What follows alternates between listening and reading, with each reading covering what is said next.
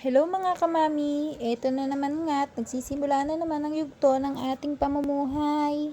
Naglaba nga ako kagabi at katatapos ko lang ang magsampay. Sa gabi lang kasi nagkakatulo dito sa lugar namin, kaya sa gabi lang din ako nakakapaglaba ng maayos. At dahil tuyo na nga itong mga uniform na kinusot ko kahapon ay pipinawin ko na nga. Dahil mamaya ay paplantsahin ko naman ito. At dahil nga minsan ay inaabot ako ng katamaran kaya tingnan nyo nga itong aming bahay, napakakalat nga nito. Nilabhan ko nga muna itong mga tsinelas at mga basahan bago ako magsimulang maglinis dito sa labas. Pinapanalangin ko nga na sana nga ay hindi umulan dahil napakadami ko ngang sinampay. Makulimlim, mainit kasi ang lagay ng panahon dito sa amin ngayon.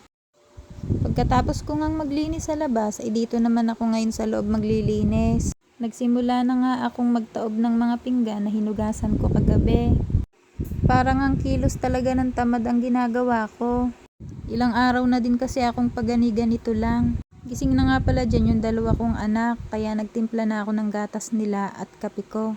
Naghahati nga lang pala sila sa iisang baso dahil hindi nga nila nauubos kapag tig-isang baso sila. Ewan ko ba sa mga batang ito, walang hilig mag-almusal. Kung hindi ko papipilitin maggatas ay hindi talaga magkakaroon ng laman ng tiyan. At habang nagkakape nga ako sa teres ay may dumating naman akong parcel. Sa isang araw kasi ay birthday na ng inaanak ko.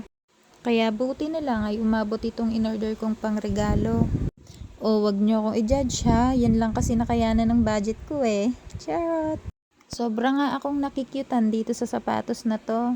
Fast forward na nga tayo, hapon na nga dyan, kaya pininaw at tinutupi ko na nga ngayon yung aking mga sinampay dahil tuyo na nga ito lahat.